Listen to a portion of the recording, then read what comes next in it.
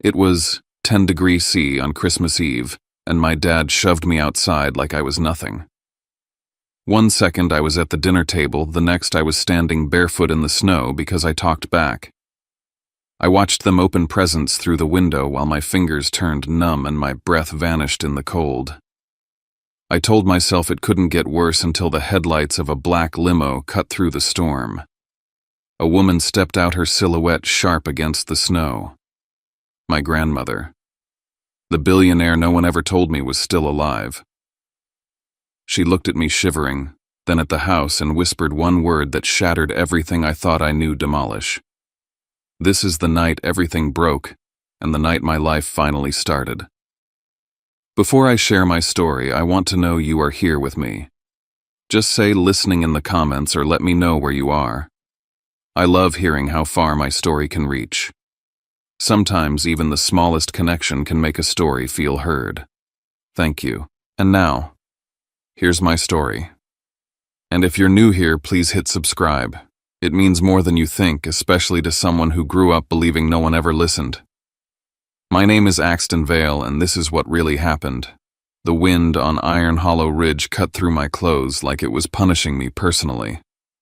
Montana nights were already brutal, but Christmas Eve at nearly 10 degrees C felt like the world itself wanted me gone. I stood on the back porch of the Vale house staring at the warm glow bleeding through the kitchen windows while the cold gnawed at every inch of my skin. My breath came out in sharp clouds, each one a reminder that I was on the wrong side of the door again. 15 minutes earlier, I'd been sitting at the dining table trying to keep my head down while Dad launched into his annual performance. Griffin Vale, local business hero, serial perfectionist, and expert in breaking his son down, had taken one look at the grease on my work jacket and said, "This is what you've become, Axton. A 30-year-old failure who can't keep a real job." I'd snapped. Not loudly, not disrespectfully, just finally honest. At least I work, Dad. At least I don't pretend to be someone I'm not. His face flushed embarrassment, turning into rage within seconds. Sable, my stepmother, placed a manicured hand on his forearm and whispered, "He's ruining Christmas again, Griffin." Jackson, my younger brother, golden child of the Vale dynasty, chuckled under his breath. Classic Axton. Can't even show up to dinner without embarrassing himself. That was all it took. Dad grabbed my arm, yanked me up from my chair, and marched me through the kitchen. The anger rolling off him was so hot I could feel it even now in the freezing dark. He shoved me out the back door, tossed my jacket onto the steps, and turned the deadbolt. Just like that. No second thought. No hesitation. Merry Christmas, son. I'd stood there stunned at first, my mind refusing to accept what had just happened. But reality hit fast when the cold began seeping through my socks and thin shirt. Through the window, their laughter drifted out, Sable clapping her hands as she unwrapped a necklace, Jackson tearing into some expensive gaming setup, Dad raising a glass like he'd earned peace. And there I was, frozen, locked out of my own childhood home, watching them unwrap presents like a stranger. I don't know why I kept coming back every Christmas. Maybe hope is a stubborn thing, refusing to die even when everyone around you tries to crush it. I hugged myself tighter, trying to keep the cold from crawling deeper into my bones. My vision blurred with a mix of wind and humiliation when suddenly a pair of blinding headlights cut through the swirling snow. A black limousine. Glossy, unfamiliar, out of place in this rural mountain town. It rolled to a slow stop right in front of our gate. I squinted through the snowflakes, heart beating faster. I'd never seen this car before. Never even seen a limo on Iron Hollow Ridge. The back door opened. For a second, all I could do was shiver and stare, breath caught halfway in my chest. Could tonight get any worse? Or any stranger, I whispered to myself. The limo door swung open and a tall, silver-haired woman stepped out as if the blizzard itself parted for her. Snow clung to her coat but didn't dare settle on her posture, upright, unshaken, regal. Her eyes scanned the yard until they landed directly on me. Axton. My name. Spoken with certainty. Spoken like she'd been waiting years to say it again. I froze, not from the cold this time. I hadn't heard that voice since I was 8 years old. Rowena.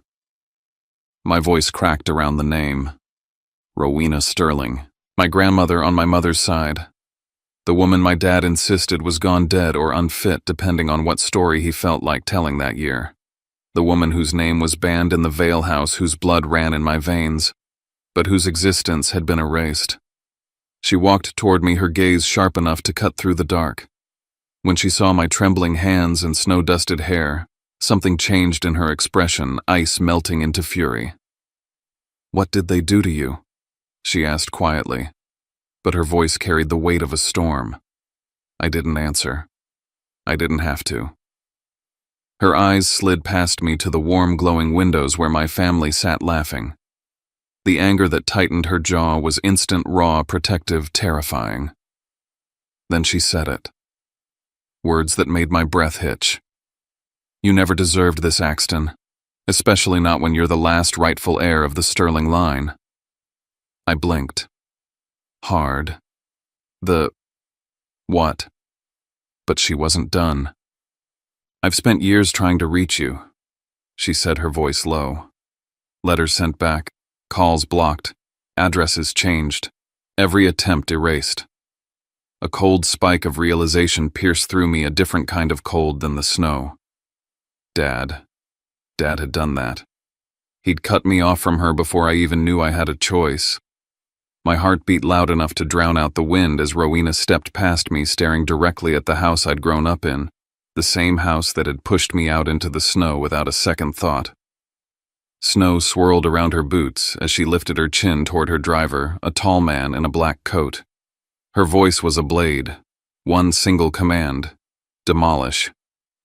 I stared at her, breath frozen midair. I wasn't sure whether she meant it literally or as an expression of rage. But then the faint sound of engines rumbled from down the hill, heavy diesel engines, followed by radio static, followed by rotating warning lights cutting through the dark. That's when I realized it. Demolish wasn't a metaphor, and whatever was coming was already on its way. Snow kept whipping across the driveway, gathering around the wheels of the demolition trucks that pulled in one after another. Their headlights cut across the property like searchlights bouncing off the metal barricades the county deputies were unloading. Within minutes, the quiet ridge transformed into a controlled operations site. Iron Hollow sheriff units parked in a tight formation. 2 SUVs marked with the Sterling Dominion crest rolled up behind them, and a man in a charcoal coat stepped out holding a thick folder of legal documents. Everything moved with terrifying precision, as if this moment had been rehearsed for months. Maybe it had. I stared at the scene unfolding, my breath shaking with each exhale. "Why are you doing this? How did you even know I was here?" I finally asked Rowena. My voice was barely audible over the engines. She didn't answer. Instead, she placed a hand on my shoulder, firm but gentle, and guided me toward the limo. "Get inside, dear. You're freezing." The warmth of the leather seats surrounded me, but my mind stayed locked on the chaos outside. The Sterling attorney approached the deputies with documents in hand. One of the officers looked toward the house, his face tightening with surprise. The attorney turned toward me through the cracked limo door. "Mr. Vale, under the authority of the Sterling Trust, this property is being repossessed. Your father has defaulted on a long-standing mortgage tied to Sterling land. This house is no longer legally owned by the Vale family." My heart dropped. Dad always bragged about owning every stone on Iron Hollow Ridge. I'd grown up hearing him claim he built this house with his bare hands, a symbol of his success. But now it wasn't even ours. He'd been living on borrowed land, borrowed money, borrowed time. The front door burst open. Sable ran out in her robe, screaming at the officers. "You can't just take our home. This is harassment. Griffin, get out here." Jackson followed behind, her phone raised, already filming. "Yo, does anybody know what's going on? They're taking our house. Someone call a lawyer." He turned the camera on himself, putting on the dramatic face he always used for his online followers. Even now he cared more about views than what was actually happening. Dad appeared last. His voice thundered across the yard the moment he saw the Sterling vehicles. "Turn those machines around. This land is mine. I'll sue every one of you." Rowena stepped out of the limo. Her presence alone silenced half the crew. Griffin froze like he'd seen a ghost.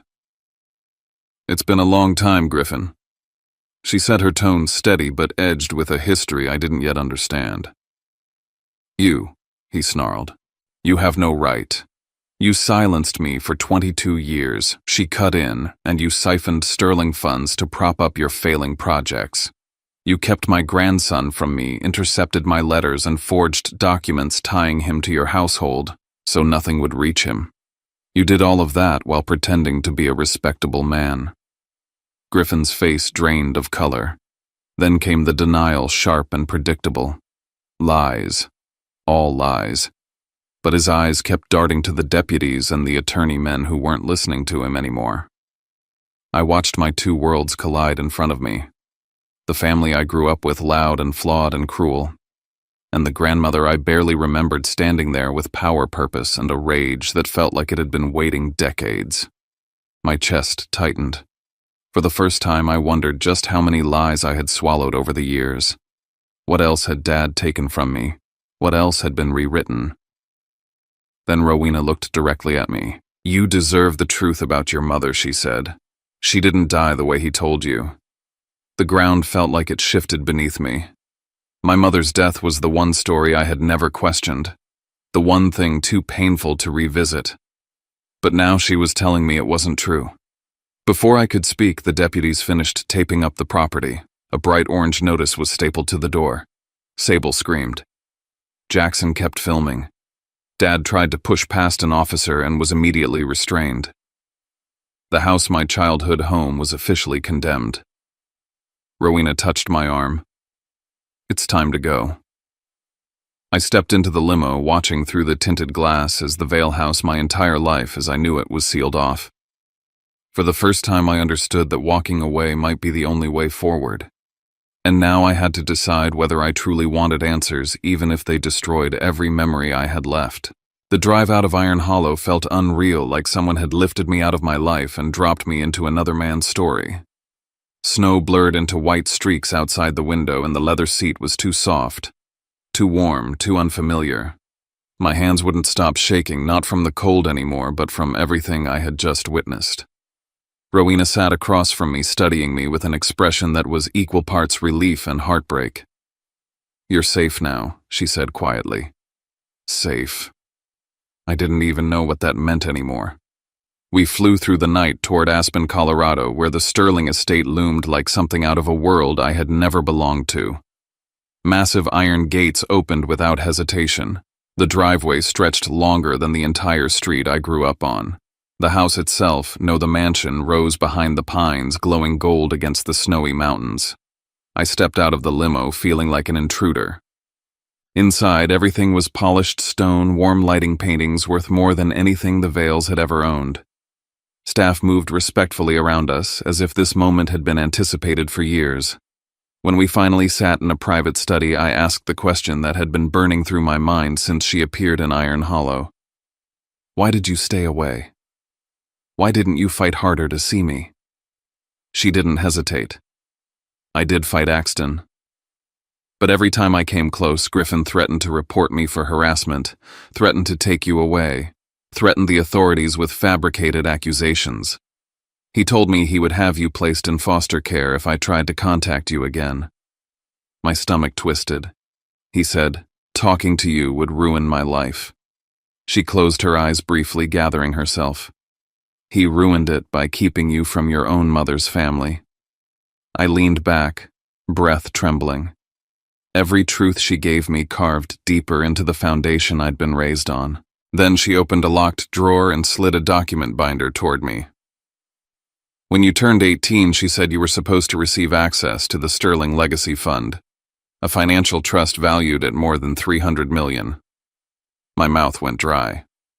But you never came to claim it. The paperwork was returned to us as signed and completed, all of it signed by someone named G. Vale. I stared at the signature across the acceptance form. It wasn't mine, but it was a signature I had seen thousands of times on report cards, permission slips, tax forms. My father's. He had forged my name, stolen my inheritance, stolen my chance at a life beyond his control. The reality hit me so hard I felt dizzy. Every time I'd struggled, he'd watched. Every time I'd needed help, he'd let me fail. I had never been trapped by circumstances. I had been trapped by him. Rowena reached out, her voice steady. You were never meant to live the life he forced on you. And now that he knows I've found you, he will not sit still. As if on cue, her assistant hurried into the room with a tablet in hand. Ma'am, we have a security alert. Someone attempted to access old medical files belonging to Ms. Vale Axton's mother. And someone also tried to pull Axton's hospital records from when he was a child. My heartbeat stopped. Who? Rowena asked. The assistant turned the screen toward us. A security camera photo captured the man at the records office. Griffin Vale. Something inside me cracked. If he was digging into those files, then the story of my mother's death, the one he'd repeated my whole life, might have been a lie. I stood up, feeling the ground shift beneath me again. I need to know what really happened to her. Rowena nodded. Then we searched together. But you must understand, once we start, there's no turning back. I swallowed hard. I'm ready. And for the first time in my life, I meant it. St. Lupin Medical Center sat on the edge of Denver, a gray stone building that felt colder inside than the snowstorm outside. The fluorescent lights hummed overhead as Kieran and I stepped through the sliding doors, each footstep echoing with the weight of answers I had chased my entire life. I'd imagined this moment countless times, imagined finding a neat, simple truth about my mother's death. But the air in that hospital felt heavy, like the walls themselves were preparing to break something open. We approached the records counter, and the moment the elderly nurse looked up at me, her breath hitched. Her eyes softened in a way no stranger had ever looked at me. My God. You look just like her, she whispered. You're 22 years too late, sweetheart. Her words sank into me like ice. Before I could ask anything, she motioned us closer, lowering her voice. You're looking for your mother's file, aren't you? I nodded. She typed a few keys, frowned deeply, then turned the monitor so I could see. A red stamp covered the screen from corner to corner. Sealed by court order. My chest tightened. Who ordered it? She hesitated only for a moment before saying the name I had begun to fear in a new, darker way. It was sealed by Griffin Vale. For a second, I forgot how to breathe. Griffin had sealed my mother's medical records. Why? What was he hiding? The nurse's eyes darted around the room, and she slid a thin sheet of paper from her pocket. I shouldn't do this. But your mother was an angel, and what happened to her? It wasn't right. She handed me a faded photocopy, barely legible. It's all I had time to grab before everything got taken. I unfolded it with trembling hands. The intake notes were smudged, but one line was still clear. Trauma from blunt force impact. Suspected domestic assault. Not a car accident. Not a fall. Not bad luck. Violence. Suddenly, the memories of my childhood, the scratches on Mom's arms, the bruises she brushed off as clumsiness, her trembling smile when she said she fell again, all snapped into place like a nightmare I'd been too young to see. My voice came out hoarse. He did this to her. The nurse's eyes filled with sorrow. There's one more thing you should know. Someone witnessed what happened that night. A security guard. Name's Marcus Tiller. He retired years ago, lives near the Wyoming border now. He called asking about you once, but no one answered him. My pulse hammered. A witness. Someone who saw the truth. Someone who tried to help. I turned to Kieran. We need to find him. Before we left, I called Rowena from the hallway and told her what we found. She didn't sound surprised, only worried. Axton, this is where your father becomes dangerous. You're getting close to what he buried. She wasn't exaggerating. When we returned to the Sterling estate, Kieran met us at the gate with a warning. There was a car parked outside for half an hour. No headlights, no movement. Security traced the plates. North Star Inn. My stomach flipped. Another Vale company. Another sign my father was watching, waiting, hunting. Pack tonight, I told Kieran.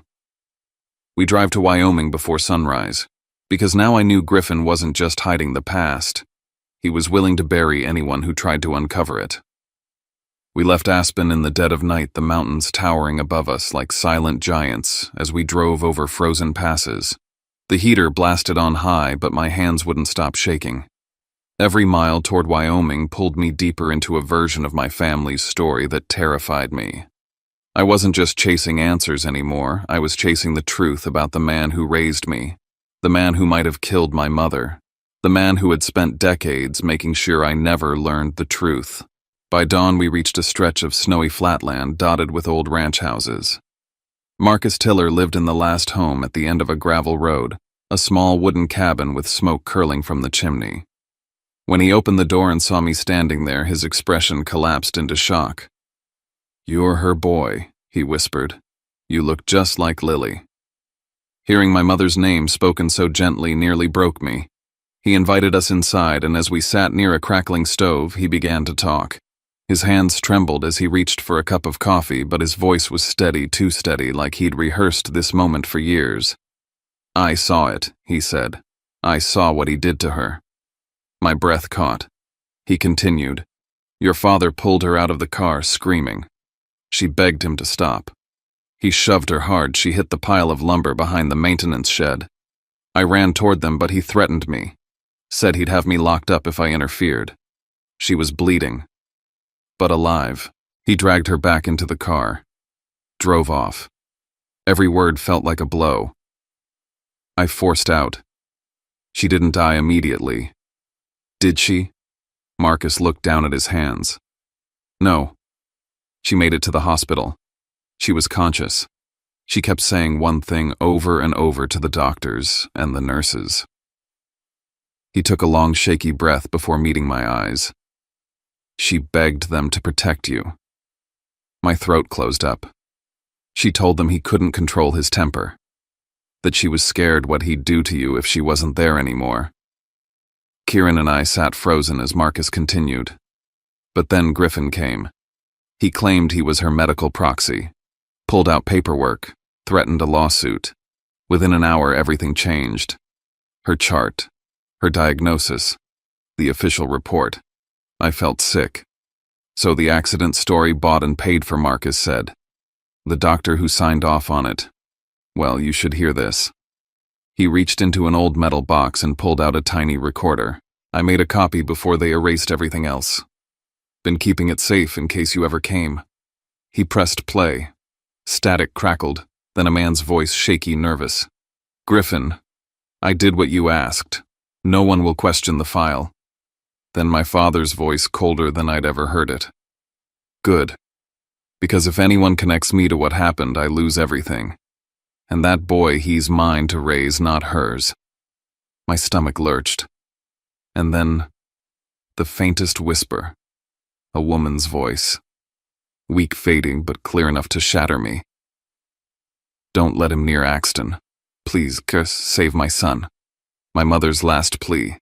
Her final act, protecting me from him. Before I could fully process the moment, the back window exploded.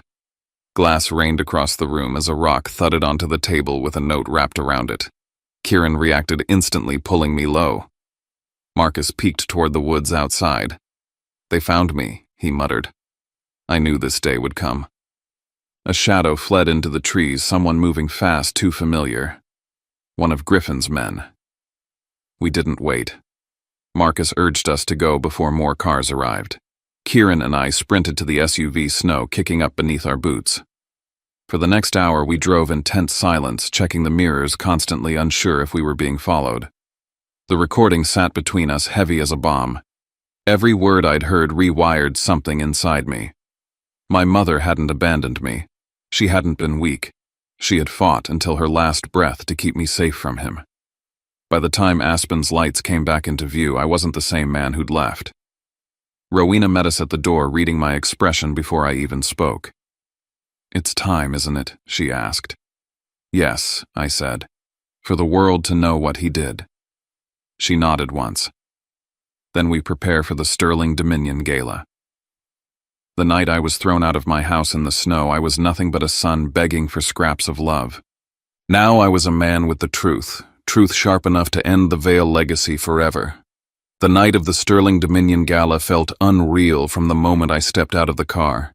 The Denver Polar Dome glowed like a crystalline fortress under the winter sky, its glass panels reflecting lights from the city and the thousands of people flooding inside. Every major investor, political figure, and media network seemed to be in attendance. It wasn't just a corporate gala, it was a spectacle. A battlefield dressed in gold and champagne. Rowena's team had spent hours preparing me, fitting me into a tailored black suit, grooming every detail so I would walk in looking like what I truly was, the rightful heir of the Sterling bloodline. But beneath the polished exterior, my chest was tight. I knew I was walking into the night that would end everything I thought I knew about my family. Inside, chandeliers sparkled overhead. As the orchestra played softly, yet the tension in the air was undeniable. Every step I took reminded me Griffin would not sit quietly while his constructed empire cracked apart. He would try to salvage something: his reputation, his control, maybe even me. Rowena whispered beside me, "Tonight we show them the truth. No more shadows." Her confidence steadied me, but a knot still formed in my stomach. It wasn't just fear of speaking in front of 1,000 strangers. It was fear of tearing open the last memory I had of my mother, a memory that was already fractured. We took our seats at the front and the program began. But just minutes into the opening remarks, a disturbance rippled across the VIP section. I looked up and there he was, Griffin Vale. He forced his way past ushers flanked by 3 lawyers in cheap suits, as if he could march in and reclaim authority just by pretending he still had it. His expression was tight, jaw-clenched, eyes darting until he spotted me. Our gazes locked. And in that instant, I knew the climax of this entire story had finally arrived. He intended to fight even now. When the host announced my name as the speaker for the future of Sterling Dominion, the room erupted in polite applause. I stood, walked to the stage, and stared out at the sea of expectant faces. I could feel Rowena's support behind me. I could feel Griffin's fury tearing through the room like a silent storm. I had a script prepared, but I didn't use it. Instead, I began with the truth. "I'm here tonight not just as a successor," I said, voice steady, "but as a man who almost never knew the family he came from." The room quieted instantly. I grew up in a house where my mother's name was erased, where my grandmother's letters were burned before I could read them, where the truth was buried under fear. This past Christmas, I was thrown out of that home into the snow, into the cold, just for speaking up. The murmurs began soft but growing. I took a breath and pressed forward. And now I'm here to speak about everything that was kept from me, everything that was taken. The screen behind me lit up with documents, mortgage records, maps of the Vale property, evidence of fraudulent signatures, dates showing Griffin had used my identity to secure loans and access Sterling assets. A collective gasp swept the room. Investors snapped photos. Shares of my father's corporations would be tumbling before the night ended. I wasn't prepared for what came next. Griffin shoved his way onto the stage, grabbing a microphone. "This is slander," he roared. "He's been manipulated by that woman, Rowena Sterling, who has always wanted to destroy my family." He pointed at me. "You are my son. You belong with us, not with them. Sterling Dominion is a machine of exploitation. They've twisted you to steal what I built." But he didn't build anything. Not even his lies held shape anymore. I let the crowd settle, then said quietly, "If you truly believe that, then listen to this." With a nod to the technicians, I played the recording Marcus had given me. The room fell completely still. My father's voice echoed through the dome, cold, calculated. The doctor's voice trembled. And finally my mother's whisper, that fragile plea to save me. People covered their mouths. Others lowered their heads. The weight of her last words filled the room like a storm cloud finally breaking. Griffin staggered backward as if the truth itself had struck him. Before he could speak, one of Sterling Dominion's attorneys stepped onto the stage. "The physician involved in falsifying the medical report has confessed," he announced. "His testimony directly implicates Mr. Vale." The statement was read aloud. Griffin had paid to rewrite the cause of death-bribed hospital officials and silenced evidence of domestic violence. By the time they finished, Griffin wasn't just disgraced. He was ruined. Investors from North Star Inn hurried out. Photographers swarmed. Organizers asked security to intervene. 2 guards took Griffin by the arms, escorting him out as he shouted incoherently, his final fragments of power slipping away. I watched him leave. For the first time, he looked small. Not a monster, not a tyrant. Just a man stripped of the lies he clung to. The gala resumed, but everything had changed. As the applause rose around me, as reporters scribbled notes and cameras flashed, I realized the end was close, but the aftermath would be its own battle. I stepped down from the stage knowing nothing would ever be the same again, and for once that felt right. The morning after the gala, my phone buzzed non-stop. When I finally opened it, the screen was flooded hundreds of messages, dozens of missed calls, and more notifications than I could process. News outlets from Denver to Montana ran headlines about the Sterling heir confronting his father in front of the entire financial world. Clips of my speech and the audio recording had already gone viral. I wasn't prepared for fame, not the sensational kind, not the painful kind that comes from exposing your own family, but there was no turning back now. By noon, the Iron Hollow Sheriff's Department released a formal statement. Griffin Vale was being charged with forgery, financial fraud, intentional obstruction of justice, domestic violence resulting in death, tampering with medical evidence, and bribery of a healthcare professional. Hearing the charges read aloud felt surreal. I didn't feel triumphant. I didn't feel broken. I felt balanced, like the world had finally acknowledged the truth I'd carried unknowingly for decades. Sable vanished from town within hours of the news breaking. Jackson tried to distance himself publicly but ended up digging his own grave when old videos resurfaced, clips of him mocking me, belittling me, laughing as I was thrown out into the snow. Brands cut ties. His followers turned on him. And for the first time, I didn't feel the urge to rescue him or anyone else. Some endings aren't tragedies. They're consequences. At the Sterling estate, Rowena stood beside me as she made an announcement she was transferring management of the Northern Mountain Division of Sterling Dominion to me. It wasn't just a title, it was a place to rebuild myself, my future, and the legacy of the family I was meant to have. With Kieran Holt as my senior advisor, we began structuring new initiatives. My first directive was personal, a fund to support children affected by domestic violence, and another to protect workers exploited by powerful families, both in honor of my mother. Later that week, Rowena's legal team uncovered something else. A letter.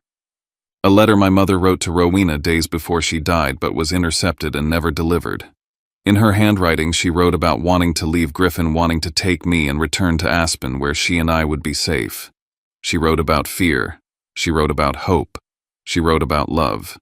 She never got the chance to send it. Reading it felt like someone had placed her hand in mine after 22 years. When I finally returned to Iron Hollow, the Vale house was gone.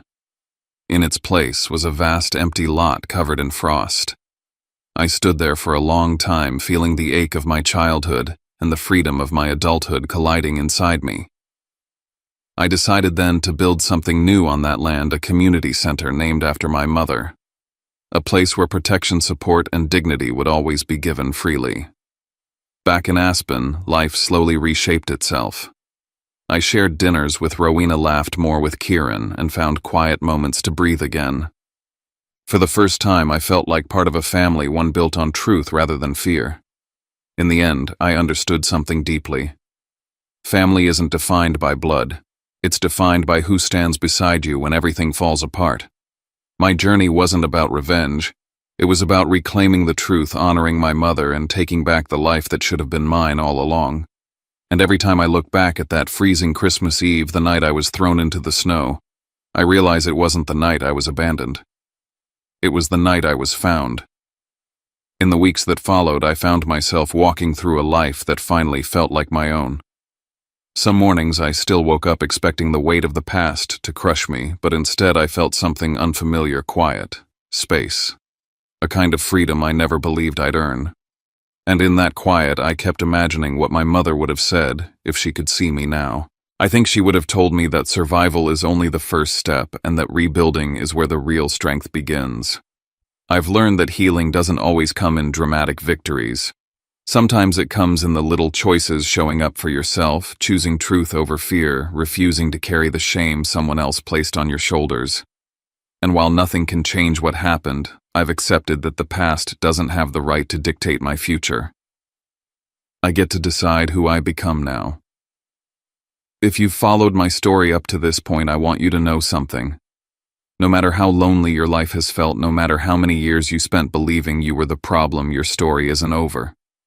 And you deserve a chapter where you finally get to breathe. Before I close this final part of my journey, I want to ask you something simple, something human. If you're here with me listening to this, let me know by commenting, "Still here," or tell me where you're watching from.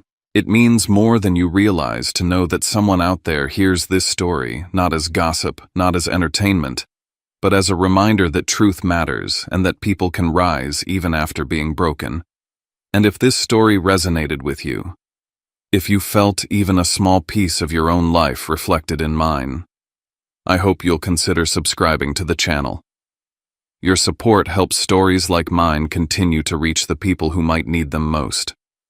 Every listener, every comment, every shared moment creates a little more space in the world for honesty and healing. Thank you for staying until the end. Thank you for witnessing the truth with me. My name is Axton Sterling, and this is not the end of my story. It's only the beginning of the life I was always meant to live.